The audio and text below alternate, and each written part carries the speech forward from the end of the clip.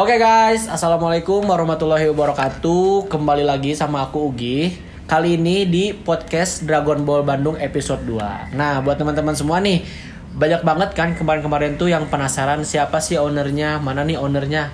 Kali ini ada episode spesial, langsung eksklusif bersama owner Dragon Ball Bandung. Ini dia, boleh perkenalan dulu Pak sama teman-teman atau followers Dragon Ball? Nama saya Wido. Saya ownernya Dragon Ball Bandung.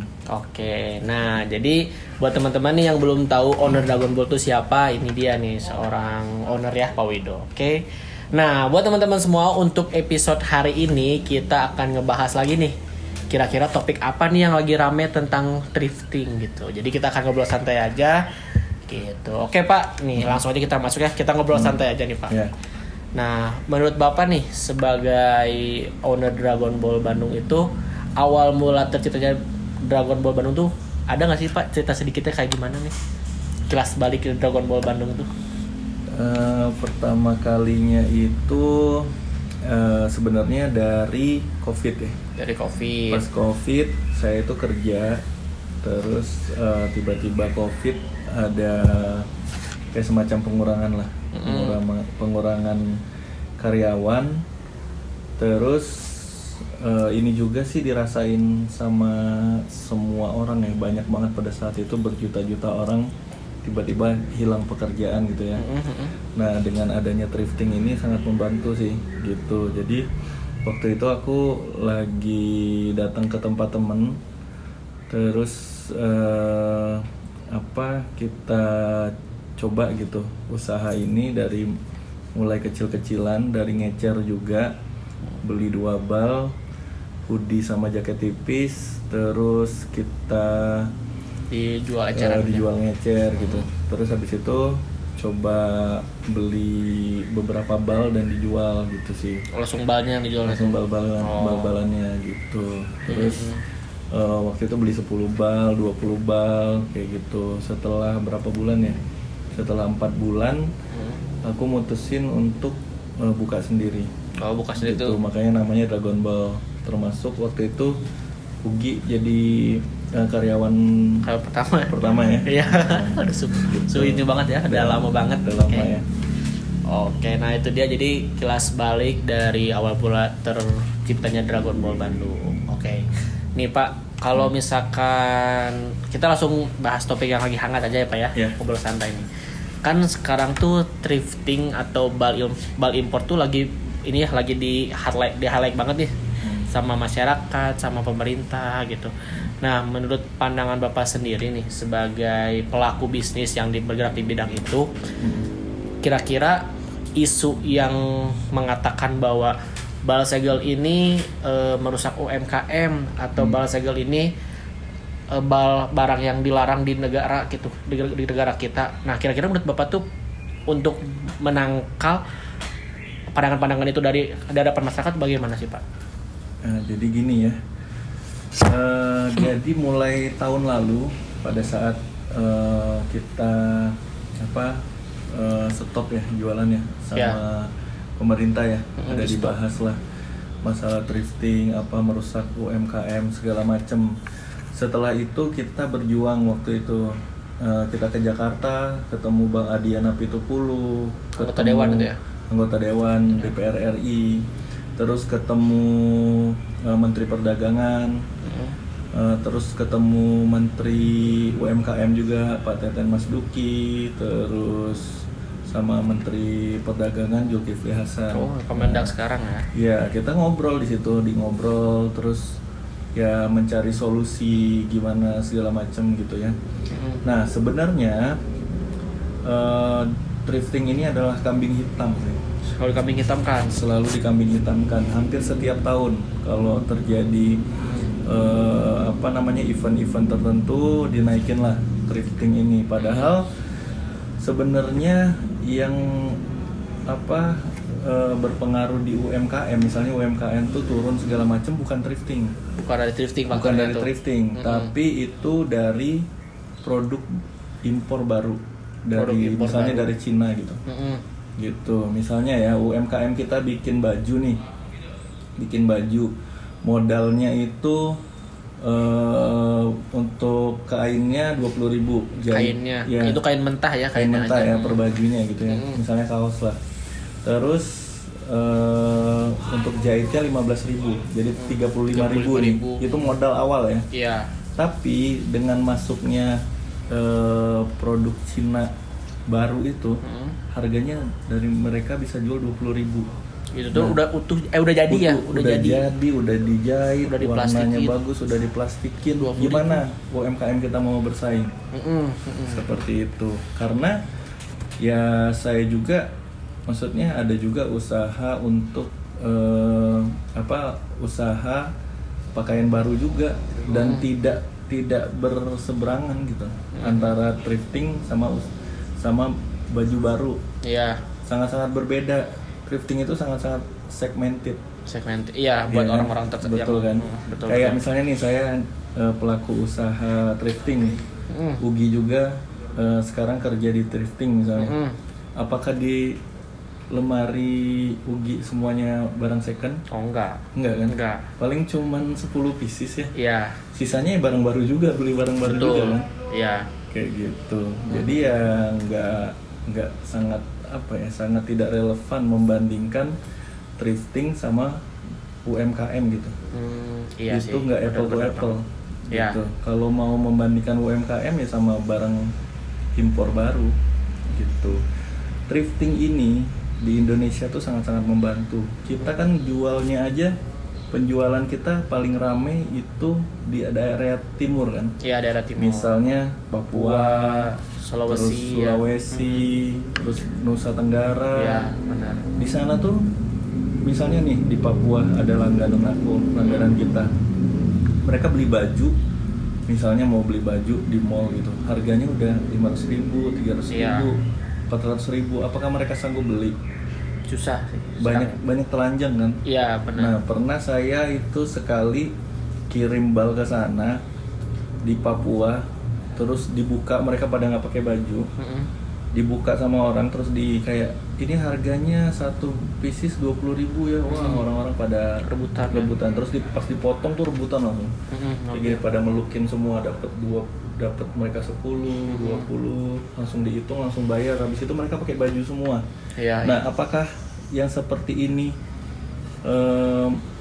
mengganggu gitu di Indonesia? Enggak kan? Harusnya enggak sih. Harusnya enggak. Iya. Gitu. Jadi ya kita juga kayak jualannya itu di area-area terpencil juga gitu Pak, karena paling lakunya di sana. Kalau misalnya di Bandung, di Jakarta ya segmented, orang mau cari, mau beli silahkan, enggak apa-apa. Balik ke selera lagi ya. Iya. Bener-bener banget. Karena Betul. kalau menurut Ugi pribadi emang iya sih, setuju banget sama pendapat Bapak itu ya. Karena mau barang mall sebagus apapun, kalau orang itu nggak suka ya nggak bakal dibeli gitu. Iya. Sebaliknya juga kalau misalkan orang mau semurah apapun itu thrift, kalau misalkan dia suka pasti dia beli gitu. Iya. Ya, karena jadi emang tersegmented ya untuk pakaian mall dan pakaian thrift tuh gitu. Iya. Dan banyak juga kayak berapa puluh persen orang tuh malah nggak mau pakai thrifting kan. Iya. Iya, Ada kan? aja. Dan itu pun Banyak nggak ada banget. larangan dari kita ya. Harus wajib beli dan itunya. Iya. Gitu. Nah, yang mau aku bahas satu lagi, Gimana? thrifting itu berdasarkan data Bang Adiana Pitupulu. Riset berarti ya? Ya, riset ya, dan juga berdasarkan data UMKM nih. UMKM tuh guys. Nah, jadi thrifting itu tahun lalu tuh pelaku usahanya 7.500.000 orang.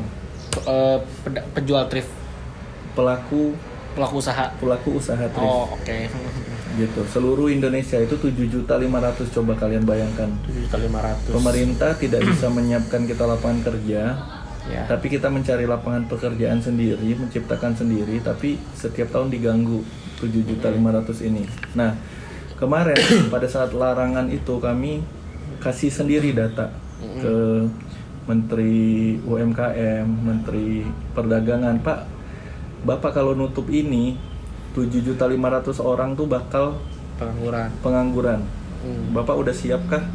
Sedangkan kalau Bapak bolehkan ini, yang berdampak hanya 250.000.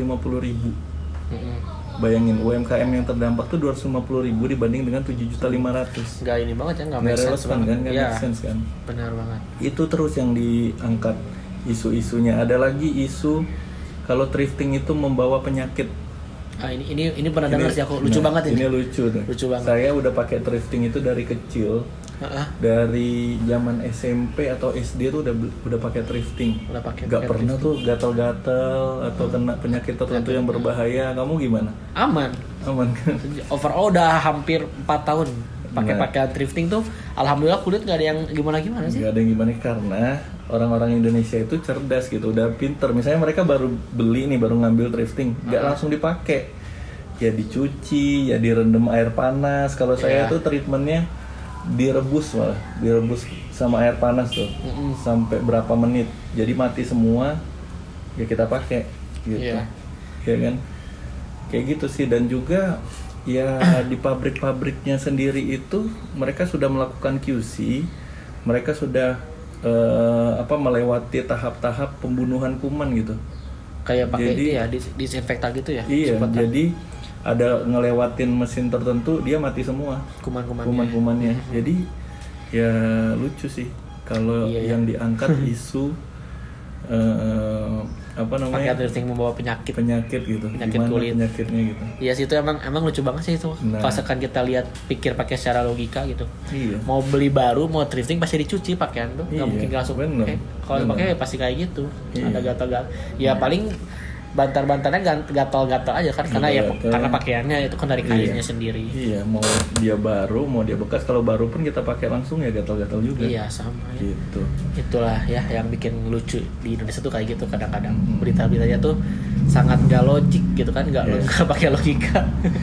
Nih, terus ada lagi misalnya nih thrifting membuat pasar online itu, maksudnya penjual yang tidak online tuh hancur gitu. Ya, yang pedagang yang diam di toko gitu ya. Yang diam di toko hancur katanya. Ya itu harusnya dari pemerintah seperti memberikan edukasi gitu ke pelanggan ke penjual-penjual tersebut untuk belajar online gimana sih, diajarin gitu biar mereka bisa ngikutin perkembangan zaman. Kita kan sekarang lagi era digital ya. Iya, benar banget. Lagi migrasi semua gitu, penjual di toko biasa itu ke jualan online. Ya itu harus sebenarnya yang pedagang-pedagang lama itu harus sudah mulai dikasih edukasi gimana sih cara jualan online. Seperti itu kan. Karena kan pemerintah juga sendiri ingin melakukan perubahan gitu. Contohnya kan salah satu transisi digital. Tapi sedangkan pemerintah sendiri nggak memberikan solusi kan kepada pedagang-pedagang yang dagang di toko tuh gimana untuk berjualan online. Jadi sebenarnya tuh yang harusnya di highlight dan dikritik tuh pemerintahnya sendiri sebenarnya. Betul. Bukan dari pedagang thriftingnya. Betul. Gitu kan harusnya. Ya. Emang kadang-kadang kalau misalkan kita ngebaca tentang regulasi tentang thrifting yang selalu menjadi kambing hitam tuh alasannya emang lucu-lucu sih Pak. Jujur kayak yang tadi yang kita bahas kan kayak pakai thrifting membawa penyakit kulit, mematikan UMKM. Sedangkan kalau misalkan orang-orang yang tahu fakta di lapangannya kan ternyata nggak seperti itu kan kejadiannya tuh gitu. Betul. Apalagi memberikan lapangan pekerjaan yang dimana sekarang jujurnya sih kita nih Pak sebagai Gen Z nih, generasi muda gitu kan, susah aja cari pekerjaan tuh, aduh ampun-ampunan, mau itu pegawai negeri, mau itu BUMN, susah banget masuknya gitu. Jadi dari pemerintahnya sendiri pun kayak memberikan kriteria untuk masuk di pekerjaan-pekerjaan dalam negeri itu sangat susah banget gitu, tinggi banget, penerimaannya sedikit. Sedangkan semakin kesini tenaga kerja asing makin dibutuhkan, sedangkan sumber daya manusia sendirinya pun yang di Indonesia nggak dimaksimalkan. Betul. Itu. Nah makanya kan kadang-kadang dengan cara cari uang seperti apa lagi, cari kerjanya kayak gimana lagi gitu kan, yang ada sekarang malah dikambing hitamkan, malah dipandang sebelah mata dan mematikan beberapa pihak. Padahal kan nyatanya nggak seperti itu ya. Nah, jadi itu buat teman-teman semua ya yang khususnya pemula nih yang lagi ngikutin isu-isu tentang thrifting. Tadi udah ada penjelasannya juga yang jelas ya kayak gimana gitu. Jadi ya cuma balik lagi ke pandangan teman-teman semua nih yang kira-kira memandang thrifting itu seperti apa gitu ya. Nah ini kita lanjut lagi apa ya. Kemarin kan aku juga sempat nih lihat-lihat berita gitu. Ada beberapa kayak mungkin oknum atau satgas gitu yang ikut merazia bal-balan nih, khususnya di Kota Bandung sendiri. Nah itu menurut Bapak bagaimana tuh pandangannya adanya satgas ataupun oknum polisi yang katanya tuh merazia atau mengambil hak secara paksa? Itu gimana tanggapannya? Berdasar kita itu di Indonesia itu tidak ada undang-undang yang melarang penjualan barang bekas sebenarnya. Adanya peraturan menteri. Nah, peraturan menteri ini ya tidak boleh misalnya mengimpor kantong, baju bekas segala macam. Oke, berarti ini masalahnya adalah diimpor. Nah, Satgas ini dibentuk harusnya mencari tempat-tempat misalnya pelabuhan tikus, terus gudang yang produksi atau apapun yang caranya ilegal gitu. Nah, bal-balan ini kalau udah sampai ke pedagang itu nggak ilegal. Yang ilegal itu importirnya, yang nggak boleh itu importirnya. Jadi kejarlah importirnya, jangan diganggu pedagangnya gitu. Sekarang misalnya oknum polisi datang ke pedagang ngambilin balnya, menyita apa. Sedangkan peraturannya sita barang itu tidak boleh dilakukan kecuali terjadi kriminal gitu. Nah, sedangkan di TKP itu kriminalnya di mana? Tidak Kan ada. itu pedagang bukan importir. Yang dicari itu importirnya gitu. Di tempat-tempat pelabuhan tikus itu dicari gitu. Jatuhnya jadi salah sasaran, salah target kalau gitu ya harusnya. Seperti itu. Nah, importernya berarti yang harus dicari yang harus itu ditangkap bukannya pedagang kecil. Kita kan di sini cuman barang misalnya sampai dijual nih ada harga segini, kita beli untuk dijual lagi atau untuk dibongkar. Gitu tidak ada di Bandung itu orang yang importirnya gitu. Importirnya itu semuanya ada di luar negeri. Bukan di Indonesia ya? Bukan di Indonesia. Sebutan importir adalah untuk orang yang melakukan impor resmi. Itu namanya importir. Kalau dia tidak resmi bukan importir. Gimana coba melakukan impor tapi dokumennya tidak ada, dia bukan importir dong. Nah, kalau dia yang kayak gini importirnya itu banyak kan adanya di luar negeri. Oh gitu, baru tahu gitu. Di Malaysia, di mana? Pokoknya di luar negeri dari Indonesia ya? Iya, gitu. Dia atau di sekitaran pelabuhan, kayak gitu. Kalau udah nyampe ke sini ya namanya pedagang di ngejajalin barang nih, saya ada barang ini. Iya. Ya udah gitu. Ada sekian dibeli untuk dijual lagi untuk menyambung hidup. Jualannya juga bukan untuk memperkaya diri, tapi untuk makan besok gitu. Iya. Gitu. Pedagang-pedagangnya nih. Buat cari buat makan besok, buat balik lagi buat ngebuka lapangan pekerjaan buat orang-orang yang ingin cari kerja ya. Betul. Kita juga kan yang kita rekrut juga misalnya di sini ada misalnya udah berkeluarga tapi nggak ada pekerjaan, kita rangkul. Nah gitu. Itu sih benar banget. Seperti itu, kita ajakin nge-live, kita ajarin nge-live, kita ajarin jualan. Dragon Ball total mungkin udah merekrut orang lebih dari 100 orang. Ya kalau di total secara keseluruhan gitu. Dan kita sekarang banyak melakukan pengurangan pegawai karena ya pasarnya sepi gitu. Iya, benar. Padahal kita sendiri udah banyak gitu. Maksudnya merekrut orang, pekerja menyediakan lapangan pekerjaan, tapi sekarang harus dikeluarin ya. Alhamdulillahnya mereka yang pernah kerja di sini itu tahu untuk jualan online. Jadi walaupun dia berhenti udah dapat ilmunya, dia bisa jualan yang lain gitu. Iya, betul. Seperti itu. Betul banget sih. Setuju banget karena emang kalau misalkan dilihat dari situasi sekitar kita gitu, memang thrifting itu ada beberapa orang yang benar-benar mata pencarian itu dari thrifting gitu kan. Dia mencari nafkah untuk keluarganya dari thrifting gitu. Kalau misalkan dibayangkan thrifting dimatikan, berarti banyak banget keluarga yang nggak bisa makan buat besok. Terus nggak bisa ngasih nafkah buat keluarganya. Kayak kita kan situasi sekarang di Gede Bagi tutup tuh semua. Bayangin. Misalnya kuli angkut aja, itu misalnya kuli angkut tuh ada 50 orang di pasar Gede Bagi. Sekarang semua tutup, mereka nggak ada angkutan lagi. Itu keluarganya mau dikasih makan apa coba? Itu pertama, satu. Yang kedua, gudangnya. Anak-anak buah gudangnya diberhentiin semua. Ratusan orang lagi. Terus pedagang-pedagangnya sendiri nggak jualan juga. Terus karyawan-karyawannya pedagang nggak jualan. Itu gimana pemerintah tuh? Maksudnya apa yang harus mereka lakukan kalau udah kayak gini kan? Iya. Nanti setelah ini kriminalitas tinggi kalau Betul. udah banyak pengangguran. Iya. Seperti Semakin itu. tinggi angka pengangguran, semakin tinggi juga angka kriminalitas ya. Nih aku punya tips untuk pemerintah dan aparat penegak hukum gitu ya. Tipsnya nih ya. Tipsnya ya. Pertama, carilah importirnya gitu. Importirnya siapa itu yang harus ditekankan gitu.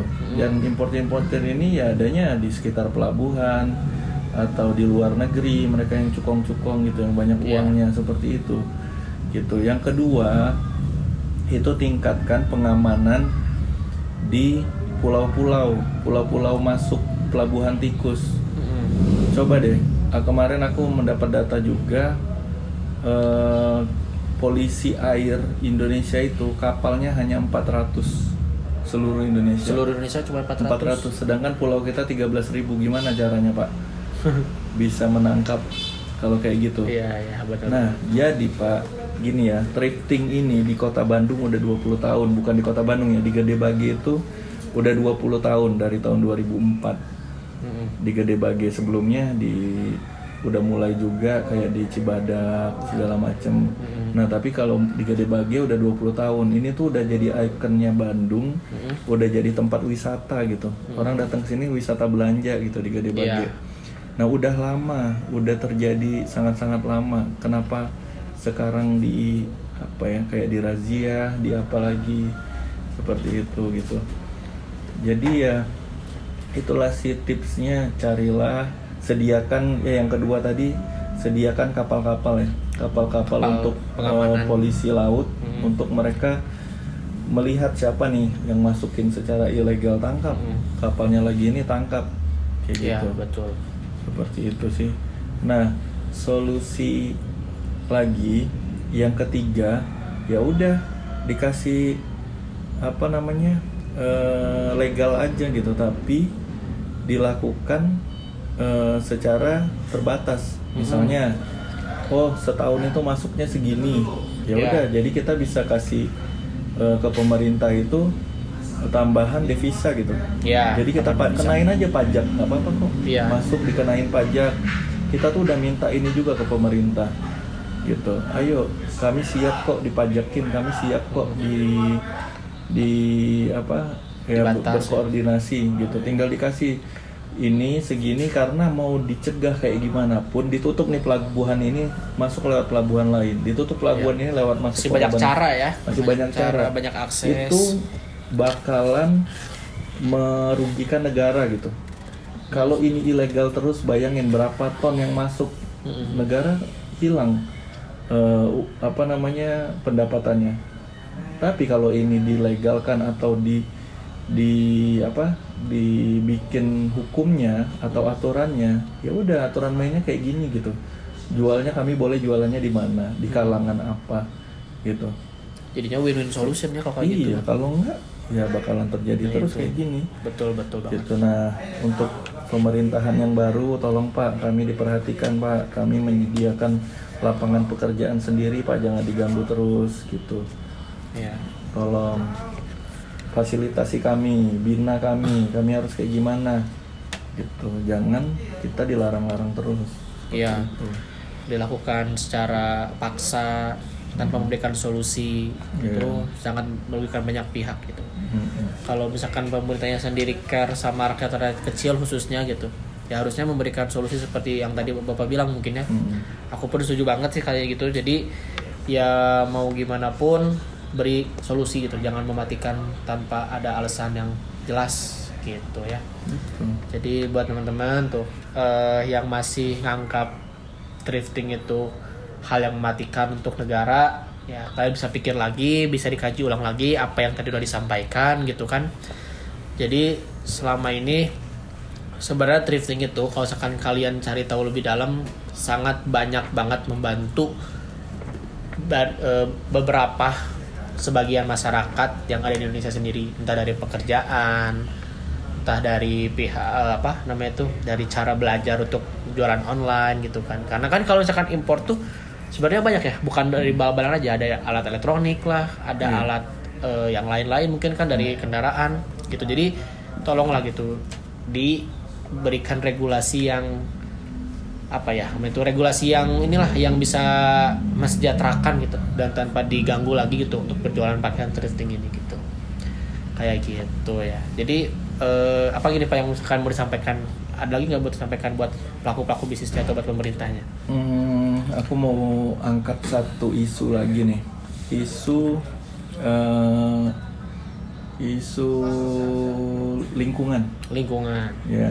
Thrifting itu sekarang untuk di negara maju itu sangat dianjurkan malah. Untuk negara-negara maju dan negara-negara berkembang, mereka malah disarankan untuk membeli pakaian bekas. Disarankan itu biasa di negara-negara mana yang sekarang? Negara Amerika, negara Eropa ya. Iya, karena apa? Karena kalian tahu nggak, setiap satu pembuatan baju baru itu menggunakan air bersih 1 galon. Satu baju 1 galon? Iya, satu baju bisa 10 galon. Satu baju tuh? Iya, air bersih. Iya. Wow, banyak banget ya. Nah, jadi ya kita misalnya tiap hari membuat baju-baju baru terus seperti itu ya, bakalan berdampak ke lingkungan juga. Iya. Gitu. Nah, coba kita tuh malah negara-negara lain tuh digalakkan gitu, udah kalian pakainya belinya pakaian baru.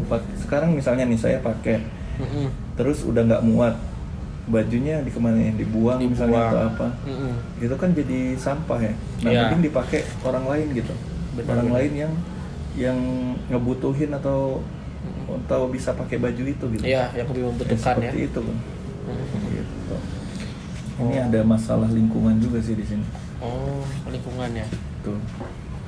Oh, jadi ya, tapi emang sih kalau misalkan aku lihat di beberapa sosmed juga gitu, kalau misalkan di negara-negara lain kayak kalau Asia mungkin Thailand, Jepang, Korea, itu emang thrifting itu malah didukung sama negara sendiri, didukung. Betul. Dari Amerika, Eropa malah itu ada pasarnya, dan itu tuh emang diliput terang-terangan sama media negara itu sendiri gitu. Betul. Kenapa Indonesia kayak gini ya? Lucu juga. sekali guys. Jadi sebenarnya ya peraturannya dulu ada undang-undangnya itu adalah tidak boleh memasukkan barang bekas ke dari luar negeri ke dalam negeri. Tapi dulunya itu diperuntukkan untuk otomotif, mobil, kendaraan dan elektronik, gitu. Karena ya emang bahaya sebenarnya gitu, karena jadinya nanti di dalam negeri itu ya penggunaan barang-barang dari pabriknya itu berkurang gitu. Nah, sebenarnya diperuntukannya ke sana. Gitu. Tidak ada di undang-undang dijelaskan tidak boleh berjualan baju bekas. Tidak ada. Tapi barang bekas itu diperuntukkan sebenarnya untuk otomotif dan elektronik. Tapi dipelintir nih sama orang-orang, jadinya pakaian bekas nggak boleh. Jadi sebenarnya yang di undang-undang mah kendaraan dan elektronik sebenarnya nggak ada pakaian bekasnya. Nggak ada pakaian bekas, adanya di peraturan menteri. Nah, peraturan menteri ini bisa dirubah sebenarnya sama menteri berikutnya atau menteri yang sekarang kalau mau rubah peraturannya bisa gitu. Bikin peraturan baru, Pak. Kami di Ayomi, kami siap bayar pajak. Oke guys, nah jadi tadi udah beberapa yang disampaikan juga ya. Nah, nih buat teman-teman semua yang nonton juga tenang, nggak usah khawatir. Aku mau nanya nih Pak, kira-kira tips atau trik lah buat para pemula atau para pedagang-pedagang yang mau coba belajar di bisnis ini ataupun cara jualan online itu, kira-kira hal yang paling mudahnya kayak gimana sih? Ya kita itu harus mulai online atau digital ya. Udah harus bermigrasi ke sana gitu. Jadi ya yang harus diperhatikan ya kita harus bikin sosial medianya, terus kita belajar untuk edit, belajar untuk bikin video gitu. Terus gimana caranya si sosial medianya itu meningkat. Jadi harus konsisten. Kalau di sosial media itu misalnya TikTok aja sekarang tuh harus konsisten kan. Harus sering nge-live, harus sering posting. Kalau udah jalan 1 tahun, 2 tahun, 3 tahun pasti naik. Pasti naik. Nah, kalau bolong-bolong malas konten, malas ngepost, malas live, udah stuck pasti si sosial medianya. Seperti itu. Jadi kita udah harus melek digital gitu. Bukan cuman di sosial media, kita juga harus platform e-commerce, jualan seperti Shopee, Tokopedia, Bukalapak dan lain-lain tuh harus kita jual di sana juga gitu. Seperti itu. Jadi ya kalau nggak mau tergerus sama zaman, kita harus ngikutin zaman. Iya, benar banget. Seperti itu. Iya banget ya. Untuk transformasi digital itu kan itu emang dari pemerintah sendiri ya, untuk menekankan ke kita biar bisa untuk terus mengikuti arus perkembangan zaman, yaitu salah satunya dari media sosial sendiri. Karena kan sekarang ini emang the power of social media itu sangat besar banget ya impactnya ya buat segala sektor gitu, mau itu bergerak di bidang jasa ataupun di bidang produk bisnis gitu kan.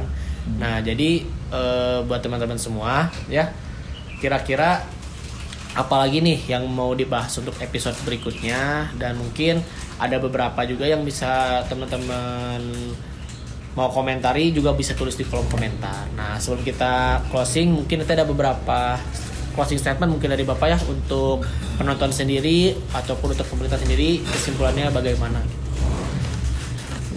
Pertama untuk pemerintah ya tolong kami diayomi, dibikin regulasi,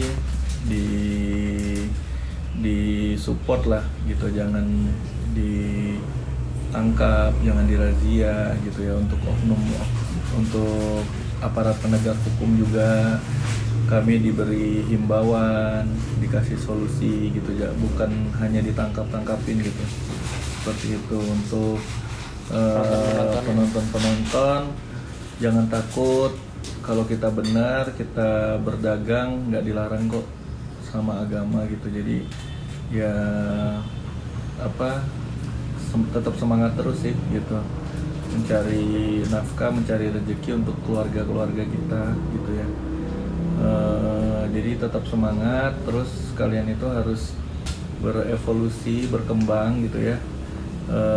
Harus maju gitu ya, harus belajar, misalnya belajar online, belajar apa, kayak gitu aja sih. Oke ya, luar biasa banget ya. Oke, sebelumnya terima kasih juga untuk Bapak udah nyempetin waktunya kesini, udah sharing juga nih dari yang asal kita nggak tahu menjadi tahu ya situasi yang sebenarnya itu seperti apa dan bagaimana. Jadi intinya buat teman-teman semua jangan cepat terpengaruh oleh media gitu. Jadi lebih baik kita cari tahu dulu nih seperti apa dari berbagai macam referensi, dari berbagai macam sumber. Kenyataan itu seperti apa sih yang terjadi di lapangan tuh gitu. Jadi jangan selalu termakan oleh media yang selalu memojokkan ataupun mengambing hitamkan drifting ini gitu. Jadi jelas ya, mungkin buat teman-teman semua, terima kasih buat para penonton setia Dragon Ball Bandung, buat customer tercinta Dragon Ball Bandung yang masih percaya untuk order bal di Dragon Ball Bandung. Aku ucapin terima kasih, dan mungkin yang tadi disampaikan oleh Bapak Wido juga, tenang aja kok, aman gitu. Jadi jangan takut, jangan khawatir sama situasi yang sekarang, cukup tenang, sabar. Nanti pun semua kita akan mengusahakan untuk memberikan solusi memberikan solusi terhadap pemerintah gitu, bagaimana kedepannya ini agar tidak seperti ini terus gitu. Oke? Jadi kalau begitu aku Ugi pamit, dan Pak Wido juga mungkin akan pamit ya. Terima kasih yang telah menonton sampai habis. Jangan lupa juga di like, komen, sama di subscribe YouTube-nya, dan juga jangan lupa juga nih di follow akun sosial media kita, ada di TikTok dan di Instagram. Dan sampai jumpa di episode berikutnya. Oke, assalamualaikum warahmatullahi wabarakatuh.